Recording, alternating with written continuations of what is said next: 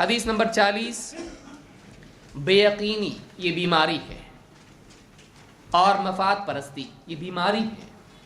اللہ کے نبی صلی اللہ علیہ وسلم فرماتے ہیں مثل المنافق کمثل الشاة العائرة بین الغنمین تعیر الی هذه مرة والی هذه مرة۔ منافق کی مثال دو اس بکری کی طرح ہے جو دو ریوڑوں کے درمیان ہو، کبھی اس ریوڑ کے پاس چلی جاتی ہے، کبھی اس ریوڑ کے پاس چلی جاتی ہے۔ لا الہ الا ولا الہ الا، یعنی انسان کے دل میں جب ایمان نہیں ہوتا ہے اور حق کا یقین نہیں ہوتا ہے تو وہ مفاد کے پیچھے دوڑتا ہے، جہاں غلبہ ہوتا ہے ان کا ہو جاتا ہے، جہاں مفاد ہوتا ہے ان کا ہو جاتا ہے۔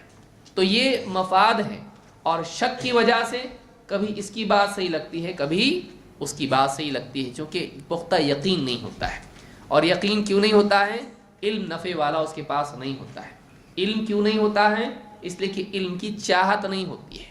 تو یہاں پر یاد رکھیں کہ نفاق بہت بڑی بیماری ہے۔ نفاق، اللہ ہم سب کی حفاظت فرمائے۔ نفاق کیا ہے؟ آدمی ظاہر میں ایمان کا اظہار کریں لیکن باطن میں ایمان نہ ہو، اللہ ہم سب کی حفاظت فرمائے۔ تو یہ بھی ایک بیماری ہے، اور آدمی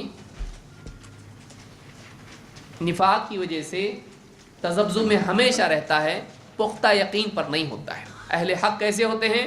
یہ صحیح ہے، اس کے لیے ہم کھڑے ہوں گے، جو بھی نقصان آئے گا اس کو فیس کریں گے، یہ اہل حق ہوتے ہیں۔ منافق ایسا نہیں ہوتا ہے، وہ مفاد پرست ہوتا ہے، جہاں فائدہ ہے وہاں میں جاؤں گا، اس کا قاعدہ ہی فائدہ ہوتا ہے، فائدے ہی سے قاعدے بنا لیتا ہوں، نہیں